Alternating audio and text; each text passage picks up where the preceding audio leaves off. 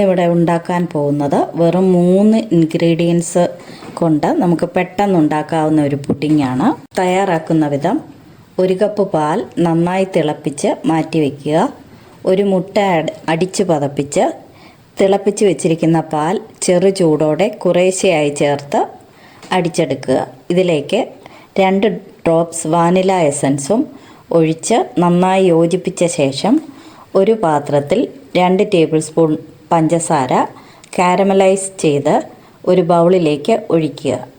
അതിലേക്ക് ഈ പാൽ മിശ്രിതവും ഒഴിച്ച് ഒരു പാത്രത്തിൽ വെള്ളം തിളപ്പിച്ച് ബൗൾ അതിലേക്ക് ഇറക്കി വെച്ച് ബട്ടർ പേപ്പർ കൊണ്ട് മൂടി പാത്രം അടച്ച ശേഷം 20 മിനിറ്റ് വെയിറ്റ് ചെയ്യുക. അതിനുശേഷം ബൗൾ പുറത്തെടുത്ത് തണുത്ത ശേഷം ഒരു പ്ലേറ്റിലേക്ക് കമഴ്ത്തി പുഡിങ് റെഡിയാക്കി എടുക്കാവുന്നതാണ്. ഈ പുഡിങ്ങിൻ്റെ മുകളിൽ ഡ്രൈ ഫ്രൂട്ട്സ് കൊണ്ട് അലങ്കരിക്കുകയോ ഇഷ്ടമുള്ള ഫ്രൂട്ട്സ് ചെറുതായി അരിഞ്ഞിട്ടോ അലങ്കരിക്കാവുന്നതാണ്.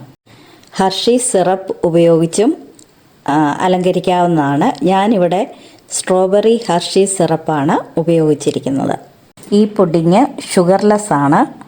പഞ്ചസാര ആവശ്യമുള്ളവർക്ക് പാല് കാച്ചുന്ന സമയത്ത് ആവശ്യത്തിന് പഞ്ചസാര ചേർക്കാവുന്നതാണ്. Thank you.